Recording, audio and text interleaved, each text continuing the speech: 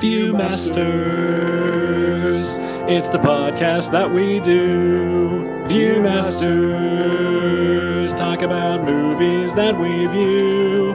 Viewmasters, my friend Eric and me Joe. Viewmasters, hey, let's start the show.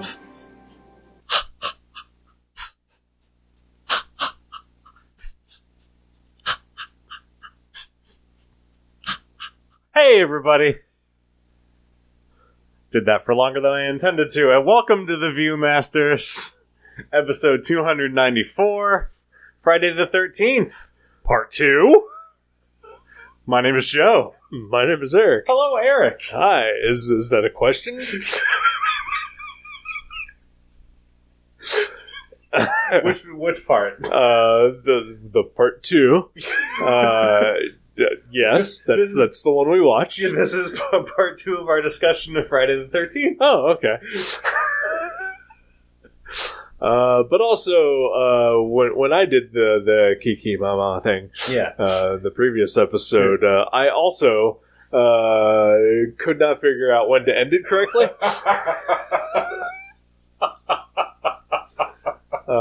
So I feel you on that. Yeah, there came a point where I was doing it where I was like, oh, I'm still doing this. Why? And it's just one of those things. It takes over. The spirit of Jason takes over. It really does. Which, maybe that's a thing for a potential sequel. Maybe. Where just... That's like a weird druidic chant. Yeah. That a cult makes, and then that's how they resurrect Jason. Interesting. I don't know. Sounds like a spec script right there. Yeah. You get to work on that. I feel like that's also kind of roughly the plot of like Halloween 6, maybe. All right. The Curse of Michael Myers. Naturally. The one starring Paul Rudd. I thought that... I couldn't remember if Paul Rudd was in a Halloween or a Friday the 13th. It's a Halloween. Okay, good to know. Oh. I think all your major stars have started out in a major horror franchise at some point, right? Yeah, probably. You got your Kevin Bacons with this one. Right. Paul Rudd, Jamie Lee Curtis in the Halloweens. You got Johnny Depp in your Nightmare on Elm Streets. Mm-hmm. And you got your Brad Dourif in Child's Play. Right. Major star Brad Dourif. Yeah, where he got his start. Right. Yeah. He played Chucky, right? Yeah. Yeah, okay. He's a child actor. Yep. Oh boy. Friday the 13th, part 2. Yeah. How you feeling about this one? I'm feeling okay about it. That's good. Yeah. So, alright, so I gotta tell you, have you been dreading this? No, I haven't. Okay. No, All right. I haven't at all. Over the weekend, we, Jenny and I watched the new Scream movie. Okay. The simply titled Scream. Right. Not Scream 5. Not Scream 5. Yeah. Not 5 Cream, which they could have done. And I wish they had. Yeah, me too, actually. Now that I say it out loud. Yeah. Yeah. So I had Scream on my mind and just that franchise while we were watching this movie. Okay. And I feel like there's, like, I don't know, just where my head is comparing and contrasting, but I feel like the opening of this is a very Scream-like opening. Like, at least you have the recognizable character Right. from the previous movie dying pre-credits. Yep. Like, that was, when I saw her, I was like, oh, okay, so this is gonna, like, follow her, and, Right. and like, she's gonna be hunted or whatever by Jason or what. Nope, she dies immediately. Yep. But it reminded me of the opening of the first Scream movie. That is a really good call. Yeah. And I think that is totally apt to have Scream on your mind while watching this, considering how meta Scream the entire franchise is. Yeah. Yeah. What did you think of the new Scream? I enjoyed it quite a bit. It was very enjoyable. Yeah. It took the meta elements in a really entertaining direction. I thought it worked really well. I thought it was a good continuation of previous character stories and start to new characters as well. Definitely. Although I felt the same about 4, and then like they took 11 years to make a new one. I honestly don't remember anything about the 4th one. I know I've seen it, but I don't remember anything. That's the one that has Macaulay Culkin's brother in it. Oh, okay. Yeah. Forgot he was in that. Yeah. The one who still acts. Right. Yeah. Yeah. It is possibly a bigger star. Yeah. Yeah. Oh, he's so good. He is. He's great. Yeah, so then right off the bat, like it had me interested anyway that it wasn't going to be like, I guess I didn't expect it to be really that connected to the Sure. first one in terms of characters or anything. So seeing anybody that I recognized was kind of a welcome surprise. Yeah. And then just they took her right off the board. I thought that was a pretty nice way to tie both movies together because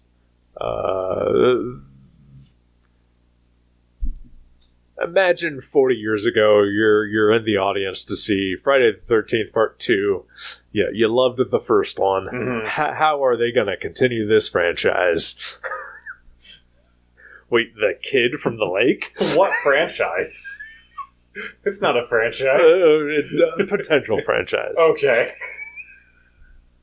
It's a year later I saw this movie came out 1 year after the first one. Yes. They really just pumped it out. They really did, and also this movie takes place 5 years after. I noticed that as well, so this movie technically takes place in the future. So that's what I want to know. Like, does it take place in the future, or did the first Friday the 13th take place 5 years prior? Because it said present day, I think. Yeah. So I'm assuming that, that one took place in 1980. Okay, all right. So you're coming into this one and it's 1985. So technically this is a sci-fi movie. All of these people have already seen Empire Strikes Back and Return of the Jedi at this point. They all have hot takes on Superman 3. Some of them really love what Richard Pryor brought to the role of Gus Gorman, and some of them didn't care for it as much. I know exactly which character loved Richard Pryor Yeah. in Superman 3 from this movie. Ted. It is Ted. Yeah. My favorite character of this movie. And he survives. He does. I was so glad. He survives because he's in town getting drunk. Yep. In fact, most of the camp counselors do. I thought that when they were splitting up, like, the people who stay behind are screwed. Clearly, all the people that are going into town are going to be fine. Yep. So, and that mostly worked out. That is pretty much exactly as it happens, except for 2 of them. Right. Yeah. But they're both fine. Yeah, no, definitely. Yeah. That one, okay, so the end of the first one, when little wet Jason comes out of the lake, and then I feel like, first of all, how did you know my nickname for Jason Mountain? I've heard you say that before, and I didn't know what it was in reference to. Interesting. No, I felt like the end of this one was trying too hard to recapture that element of the first one. Absolutely. Yeah. So and just it's in super slow motion, and you see the weirdly deformed Jason's face, which I honestly didn't expect to ever see Jason's face. Really? So that was kind of weird. And then to have it just be that. Right. It is. You're right. They are absolutely trying to recapture that moment from the first movie,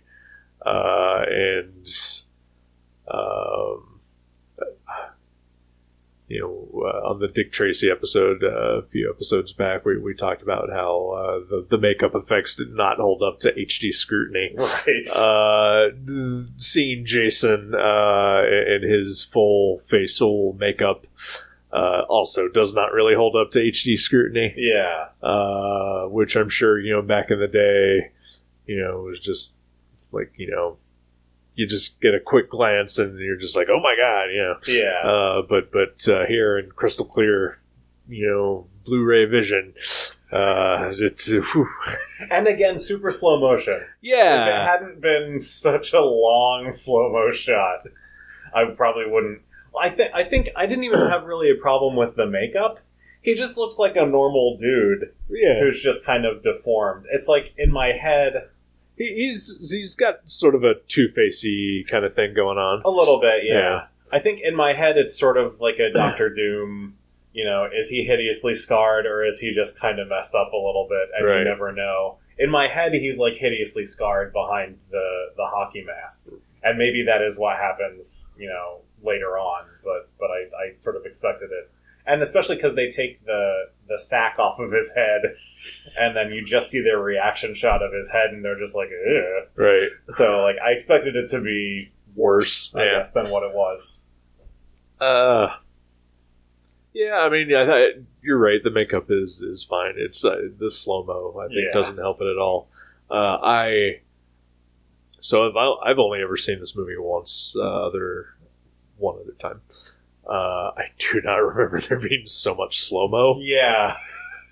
And it's not just that scene. There are other shots that are just, for some reason, filmed in slow motion. Yeah. And I do not know why. I mean, they had to pad out the length between the slow-mo and all of the recap at the beginning of scenes from the first movie. It was a very long recap. I didn't check the time, but it felt like maybe 10-15 minutes of the... I don't know if it was that much, but it felt like it. Yeah. Probably because we had just watched the first one. Yeah, that probably doesn't help. I mean, they were expecting audiences to have, been a year. Right. And with no major home video outlets at the time, Yeah. I mean, one of the notable slow-mo scenes is that shot from the first movie where she cuts off Mrs. Voorhees' head with the machete. Yep. So it was nice to see that again. Sure. So I want to ask this real quick. And again, it's a 40-year-old movie. We're going to spoil the fuck out of it. Yeah, absolutely. So the very, very last shot of the movie is of Jason's little shack in the woods with his shrine to his mom. Yeah. And he's got his mother's decapitated head. Uh-huh. Did you think... Yes. That it was going to open its eyes? Absolutely. Okay. 100%. All right. Like, why is there this long, lingering shot of this decapitated head unless, obviously, she's going to open her eyes? Right. I was honestly a little disappointed that she didn't. Yeah, honestly. Yeah. Even though, I've seen all the other movies, I know that it's not a thing that happens. Yeah. But, although, it was a little nice to have Betsy Palmer come back and reprise her role, sorta. Yeah, I didn't expect to see her. Yeah. Not just as a decapitated head, right, but as the way that Ginny sort of calms him. Yeah. That was really cool. I thought that was really good. Yeah.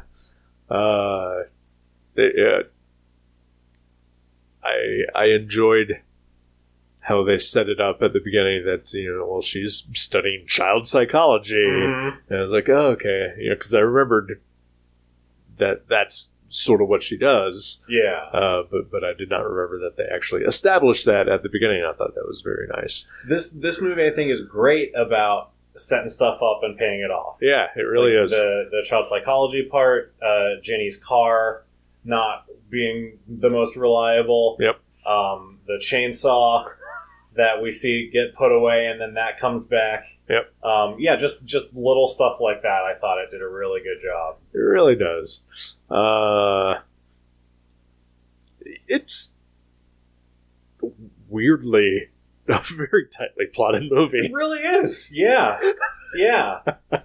I will say so on the Scream thing, the thought that I had during a lot of this movie is that a thing I like about the Scream movies is that there's never a point in the Scream movies where people don't know that they're in danger. Right. Like, they always know that Ghostface is out there killing people. Yeah. And there's a lot of parts in this movie where, you know, they're just sort of going about their day, and they don't realize that anything is out there. Yeah. And I think that I like it more when they know that they're in danger. I feel like there's dramatic tension there when you know that they're in danger, but the characters don't. Right. But I feel like I get more out of it when the characters are tense themselves. I don't know why. But that works for me. I can see it both ways, and I think it can work both ways. And I'll admit, you know, the one moment in this movie that I jumped was a moment where the character knows that she's in danger. Yeah. So is it when he comes through the window? Yep. Yeah, me too. Yeah, that got me. Yep. I felt stupid. Felt real dumb that I jumped and got scared. No, it's genuinely startling. All right. Well, I'm glad to hear that. Yeah. But yeah, you're right. That there's, you know, one scene, you know, where she knew she was in danger. She was hiding from Jason. Yeah. You know, but you know, no, God, you got me thinking about this now, and maybe I'm completely on your side now here. I'm wondering if it's a sign that I'm a sociopath. Like, I enjoy when the people on screen are scared. I think it does make it scarier, though. Mm-hmm. Because I'm thinking, like, you know, like the couple having sex that gets, you know, shish kebabbed. Yeah. You know, they had no idea what was coming. Yeah. You know, and we see the lead up to it. We know what's about to happen. But for some reason, like, there was just no air to it, you know? Yeah. But you know, once Ginny and Paul are being chased, you know, by Jason, it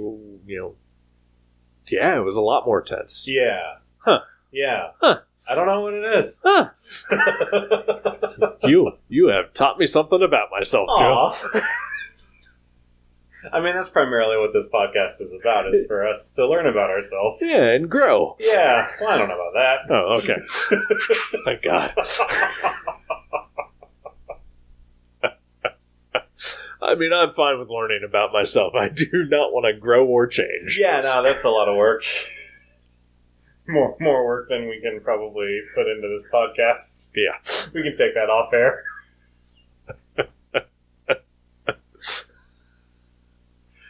Oh, boy. Yeah. Yeah, I mean, it's a pretty straightforward... Yeah. You know, there's not a lot of... Like you said, it's pretty tightly plotted, but there's also not a ton of plot to talk about. Nope. You know, it was fun to see...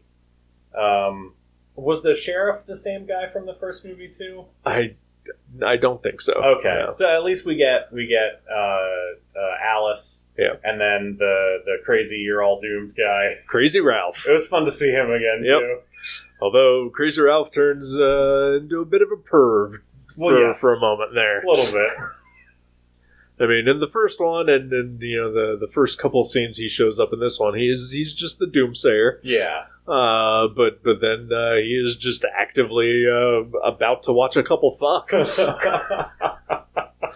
And then gets killed for it. Yeah. Yep. Yeah. So that's the end of Ralph. Which is too bad. I think Ralph should have. I mean, honestly, in any other alternate reality, this would have become like a Jason versus Ralph franchise. Mm-hmm. Yeah. Ralph would be the hyper confident person who knows all the lore about Jason and knows how to defeat him. Yep. I mean, I guess that's the Dr. Loomis from the Halloween movies. So yeah, basically. Never mind then. I will tell you the one guy that I wanted to see his own movie.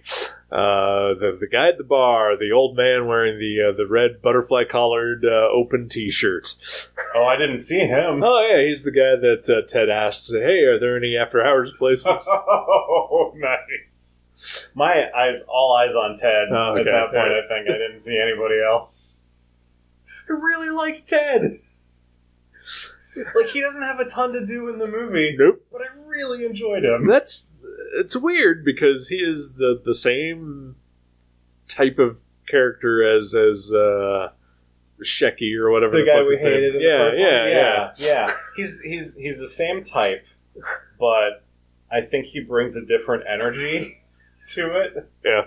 And just like he's less of a horn dog and more just like I'm just here to have fun. Yeah, he is just a goofball. Yeah. Yeah, and I mean, we know goofballs. Maybe we are the goofballs in our groups. Maybe. I don't know, but you know, yeah, the hornball energy of the other guy was a bit much. Yeah, this guy just was. I don't know that I would have enjoyed spending time with Ted. Yeah. But at least he wasn't gross. Right. I would also say that the actor who played Ted was not very good. Yeah, not really. but I appreciated what he did with it. I will say about that guy. So, years and years and years ago, and I'm talking at this point now 30 years ago. Shortly after this movie came out. No.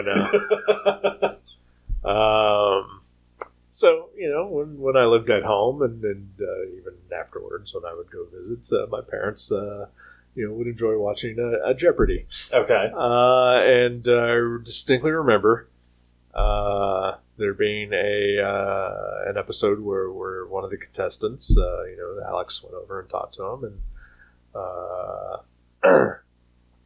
you know, it's like, you know, just, you know, that little interview bit. Yeah, the part that's horrible. Yeah.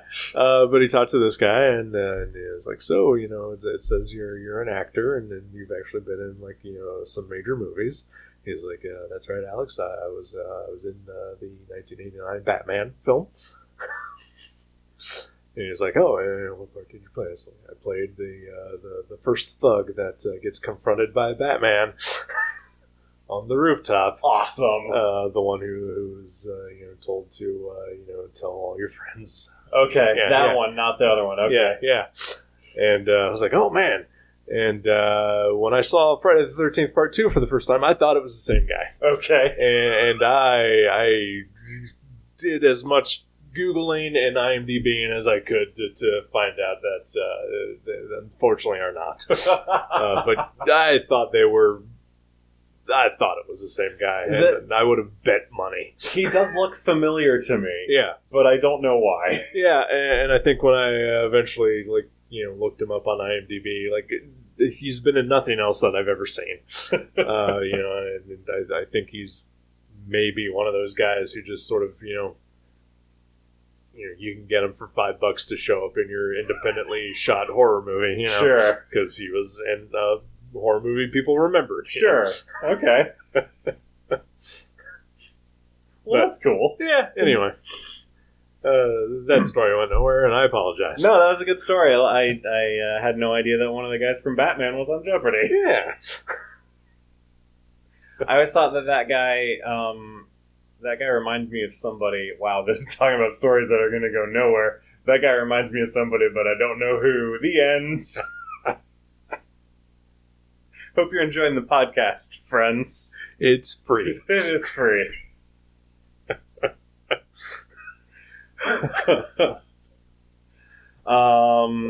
Yeah, Jason wears a bag over his head in this one. Yep. So still no hockey mask. Still no hockey mask. Well, I mean, honestly, you know, first appearance of Jason. That's true. As a killer. Right? As a killer, as an adult, yeah. I like that basically we don't actually get backstory for Jason. Yeah. We just get a lot of speculation. That's probably true. Yeah. And you don't need it. Yeah. I mean, you never need backstory. Yeah. Just, I mean, knowing Wolverine's origin ruined that character. Yeah. The end. I will say that at the end of the first one, when Jason comes out of the water and grabs Alice, and then afterwards she's asking, what about Jason? Is he still in the water or whatever? And they say they didn't find him. Yeah. Like, I think I like the idea that was all in her head. Yeah. Versus, it actually was. That did actually happen. I feel like this movie is able to tread the line between it being in her head and Jason, actually being a real person. Yeah. Because it postulates that he watched, that's true. her decapitate, Pamela Voorhees. Yeah. As we learn in this movie, is her name. Right. That's true, and the Jason who comes out of the water and grabs her is still clearly a child. Right, yeah. So, yeah, that makes sense. And yeah, even if this movie does take place 5 years after the events of the first movie, he was still way too young. Right. Yeah. So I still firmly believe that, she hallucinated. She fell out of the boat. Yeah.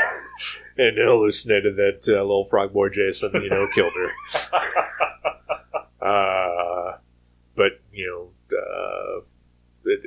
I think it gives enough clearance that Jason could have been like just hanging out in the woods watching. Yeah, yeah. It's like, oh, that chick freaked the fuck out in that boat. How can I use this to my advantage? Well, I also saw her decapitate my mother. Yeah.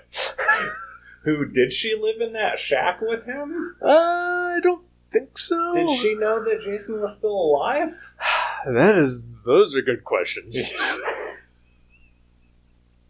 Because if she knew that Jason was still alive, then she really didn't have any reason to be killing people. Very true. And if Jason was still alive and she didn't know, she's a terrible mother.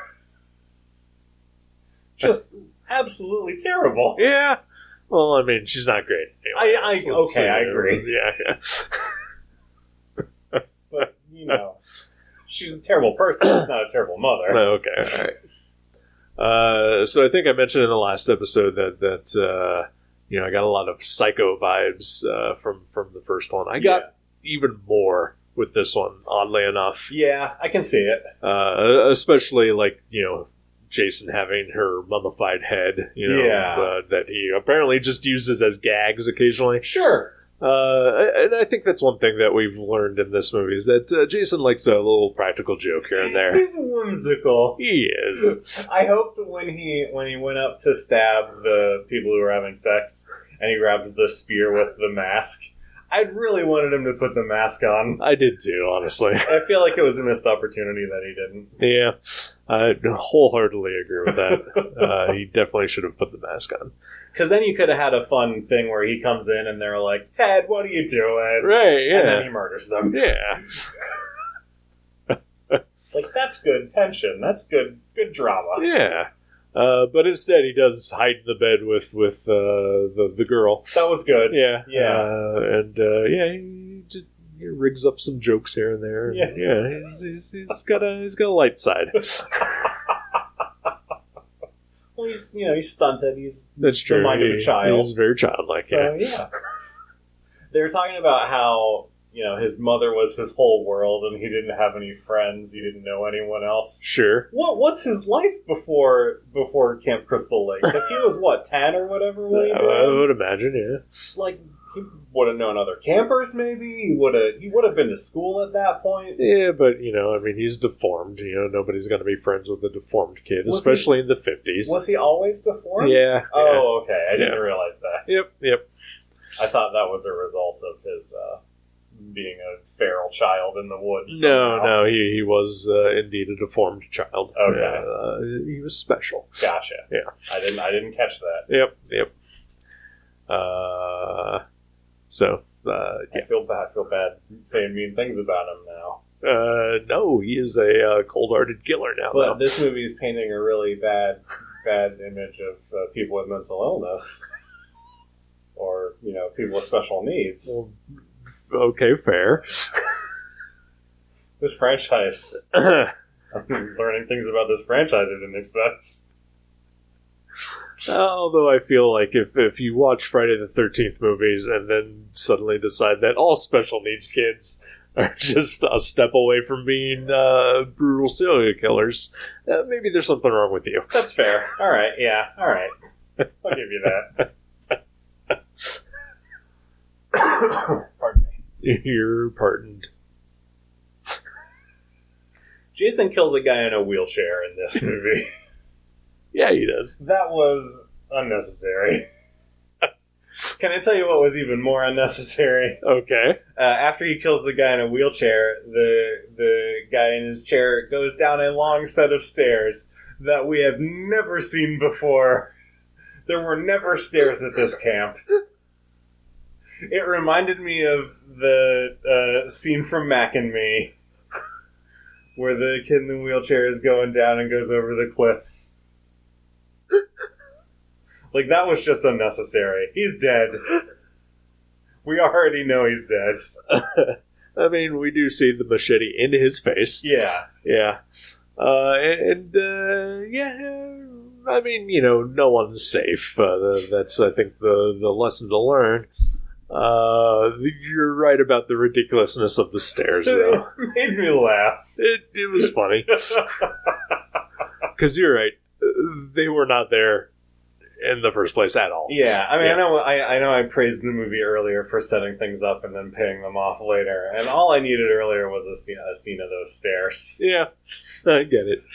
I mean, I feel like there were, because when the two, I can't remember the ones names. who wander off. Yeah, the ones who go to Camp Crystal Lake. We see them walking down like a long, pretty steep hill. Yeah. But that I don't feel like that was in relation to where the cabins were. No, that was far away. Yeah, snuck off. Yeah. But you're right. If we had seen stairs earlier, then you're right. I would be with you on that. Yeah. But it just was an extra unnecessary step. Literally unnecessary steps. Yeah. For some reason, I knew one of these movies had a guy in a wheelchair that gets killed. I just couldn't remember if it was this or part 3. But also, I was conflating it a little bit with Texas Chainsaw Massacre. Okay. I don't know if I haven't seen the original one now, just the second one. There is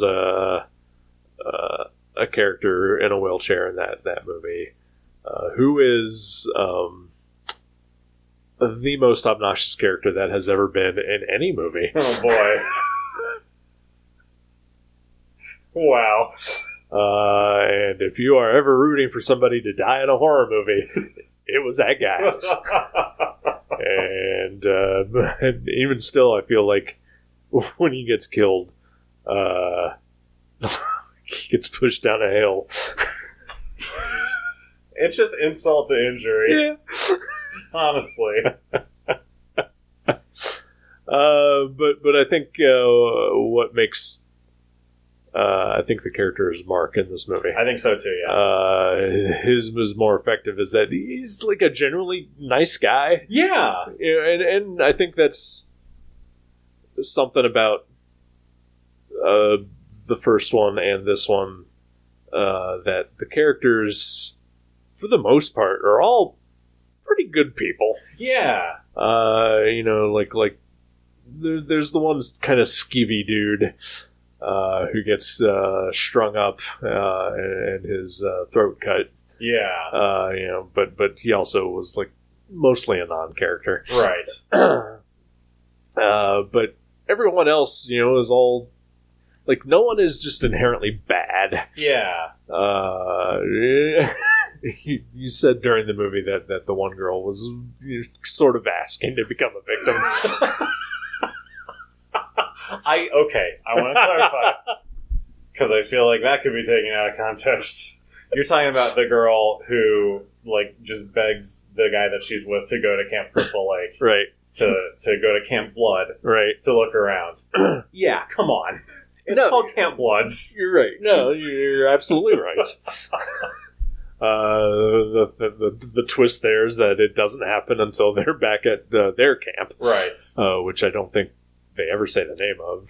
No, yeah, they're just at like some counselor orientation thing. I don't know that there was ever even a name to that camp. Yeah, it's across from Crystal Lake. Right. Yeah, or next door to it, whatever. I did appreciate that because I remember in the first one they name a couple of camps that are around the lake. Yeah. And I had the thought, I wonder if any of the other movies will be set at any of these camps. Yeah. So that was kind of neat. Yeah. That they sort of followed through on that a little bit. But yeah, even then, she was not necessarily. I mean, she was a little annoying, but she was not, someone who deserved to get killed. No. No. She just shouldn't have been surprised. Yeah, because she went to Camp Bloods. Yeah, exactly. So let's talk about the real hero of the movie. Okay. Muffin. Yeah, I was going to ask what your favorite cut of the movie is. Because there's some pretty solid cuts in this movie. And one of them is when Muffin goes up to Jason. We get a POV shot from Jason, and he's looking down at his feet, and Muffin's down there. And then you expect something terrible to happen to Muffin, and then it cuts to hot dogs on a grill. I loved it. That is probably, also my favorite cut of the movie. The other one that stuck out to me was when Jason is killing one of the girls and she's screaming, and then it cuts to the music playing, jazz music wailing or whatever at the club or at the bar where all the people in town are. That I thought was really nicely done as well. Yeah, I enjoyed that, but no, I think the hot dog one is definitely the favorite one. But yeah, there's a tiny little dog who you immediately called was going to be named Muffin. Yeah, I don't know. Again, I told you while we were watching the movie, I think it was more a judgment of the girl who had the dog than of the dog itself. But as soon as they came into frame, I was like, oh, this dog's going to be named Muffin or Muffy or something. Yep. I gotta kind of take back the thing I said about none of the characters are really bad. I did not care for her. Well, Tracy was her name? I don't remember Terry. what her name was. Terry was her name. Okay. And because she's the only one that gets naked. Sure. So she has this little dog, terrier. I don't know what type of. I don't know dogs. I'm terrible at dog breeds. Which is weird because you are clearly. Historically, I'm a dog guy. You're a dog guy. You've had lots of dogs owned and fostered. Mm-hmm. Your wife, works with animals. Not a dog. She is not a dog. Yeah, maybe I don't know, a little long-haired Shih Tzu, maybe. Maybe a Shih Tzu. Yeah. As soon as I got a clear look at it, I said, "Oh, it's Miss Lion." From Spider-Man and His Amazing Friends. It's 100% Miss Lion, yeah. I think even had the bow in the hair with the weird 90s, Jennifer Aniston hairdo thing going on. Yeah, this dog had the Rachel. Yep. In 1980. Yep. 1981. But yeah, Terry really did not give a fuck about her dog. Not once it's dinner time. Yep. Yeah. Yeah, no, the dog just sort of wanders off, and Terry goes looking for her, and then for 5 seconds comes dangerously close to encountering Jason until someone tells her that the lunch is on. Yep. She's like, okay, I'm coming. Yep. And then apparently waits the entire day. Yeah. And decides that night that she's going to go look for her dog again. Where she goes to the lake, kind of turns around and just yells out for Muffin once. Yeah. And then strips and takes a swim. Yeah. Yeah. Yeah. Well, as you mentioned, she's looking in the water. Well, okay. What if she's underwater? Yeah, sure. you've seen me with my cat. Mm-hmm. You know how I feel about my cat. I would put more effort into looking for Chaco. Yeah. If he went missing. No, I agree. Yeah. Yeah, her relationship with her dog is not one that I recognize. No. One thing she may have survived had she just liked her dog more. Yeah. Well, apparently the dog survived. Yeah, so that's weird. So yeah, when the two go off to Camp Blood, they find a mangled dog corpse. Yeah, which I hated. Yes, you did. By the way. I mean, I'm sure in general, but also because the implication is that's Muffin. Yeah. And so we're led for the rest of the movie to believe that Muffin has been killed by Jason, one of his first victims. Yes, is a tiny helpless dog. Yeah, pure crime of opportunity. And also of total maliciousness. Yeah, because that dog wasn't going to do anything to him. Yeah, that dog had nothing to do with his drowning when he was a child. Nope. Even though he didn't drown. That dog didn't kill his mom.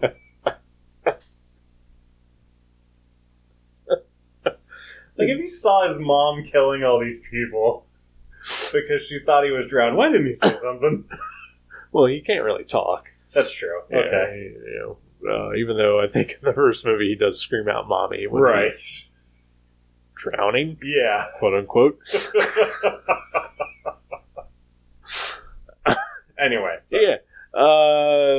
Yeah. So then at the I mean, honestly, it's a twist. It is this huge twist. Muffin is alive at the end. It shocked me. It was more surprising to me than Jason then bursting in the window. Like the movie, like they kill Jason. Yeah. And then they go back to a cabin. And I'm like, oh, well, clearly Jason's not dead because we're spending a lot of time with them still. Yep. And, of course, they're going to try and recreate the end of the first one. Yeah. But, yeah, Muffin showing up I did not expect at all. I honestly expected it was going to be, like Ted. I thought it was going to be Ted, too. Or one of the other campers, and then, they immediately get eviscerated by still living Jason. Because, again, as you mentioned, we are spending a lot of time with these people. Yeah. If he wasn't coming back, the movie would have just ended. Yeah. Like it does when it ends. Right. It just fucking ends. Well, and we don't know now what happens to anybody. It's true. We see, so Jason comes smashing through the window and I believe a 10-minute slow motion cut. Yes, 10 to 15 minutes, possibly. And then we immediately just cut to morning, and Ginny is being taken away in an ambulance, asking where Paul is. Nobody will answer her. Yeah. And the end. The end. So Paul, living or dead? Probably dead. Jason, living or dead? Yeah. Probably living because there's a part 3. Right. Well, there's 15 more after this, so presumably still alive. Well. Okay. Until a certain point. Right, no spoilers. You mentioned last week off air after we ended that I went ahead and spoiled all the Friday the 13th movies for you. I don't remember that conversation. Yep. I felt okay because I figured you would probably just forget what I said. So yeah. I remember some of it, but I don't remember most of it. Yeah, so. That's good. Plus, again, it's the journey, not the destination. Exactly. So. I do want to make an amendment to a story I told last episode about Betsy Palmer being doxxed. Okay. It was not Roger Ebert. It was actually Gene Siskel. Oh man.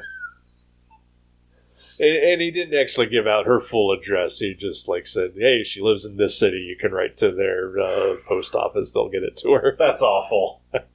That's still so terrible. Yeah, it's not great. Yeah. What a dick. Yep. Oh, man. So, Friday the 13th Part 2. It's fun. I enjoyed it. Yeah. Yeah. Yeah, 2 strong entries in this series so far. Yep. Man, not too much else to talk about, I think. Not really for me either. Yeah.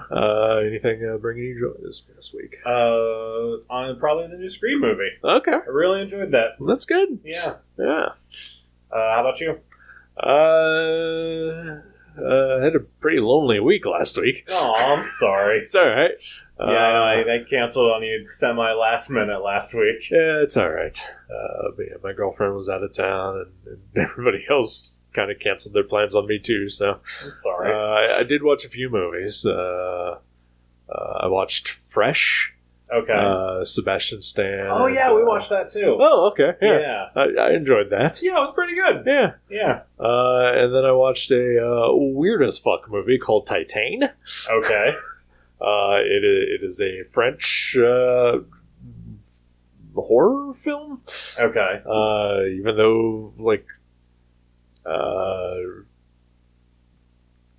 mean, there's a lot of, like, David Cronenbergian, like, body horror stuff that happens in it, but it's also kind of a weird drama about just 2 very lonely people who find each other. Oh, jeez. But also, it's also about a serial killer who fucks a car and gets pregnant by it. Interesting. Okay. Sure. All right. Recommended? All right. Where is that available? Hulu. Okay, good to know. Interesting. Yeah. Otherwise, I got not much else. That's good. Good. Movies are good. Yeah. All right. Got a movie for next week. Friday the 13th, Part 3? Yes. I thought that's what we were doing now. Let's do it. Excellent. Makes it easy. I don't have to remember things. I am very excited. I just want to see the hockey mask at this point. It'll be the one that happens. Excellent. I'm going to spoil one thing for you. Okay. Crispin Glover is in it. Oh, awesome. So get excited for that. Excellent. Willard himself. Yep. The titular Willard. I don't think. No? Wasn't he in Willard? He was in Willard. That was Willard the mouse. I think Willard. It's a rat. Yeah. Okay, I didn't believe Willard is the rat. I Yes. assumed he was Willard.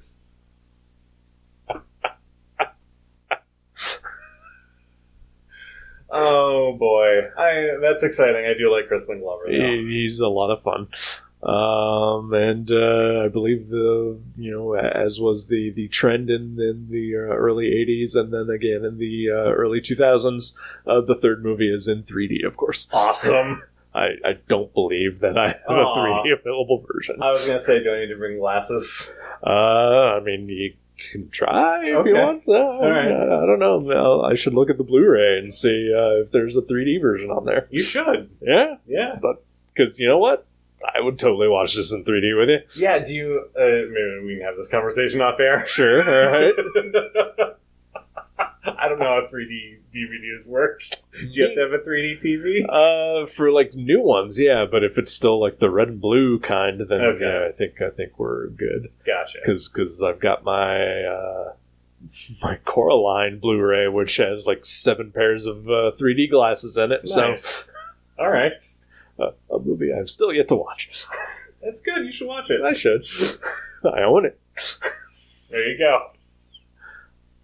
All right. I have problems. That's totally fine.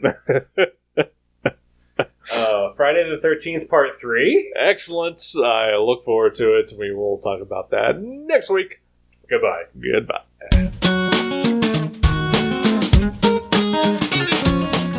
Thank you for listening to The Viewmasters. You can subscribe to the show directly at view.guttertrash.net or at iTunes and leave us a review. Visit view.guttertrash.net for email information and links to Facebook and Twitter. We'll see you next time on The Viewmasters.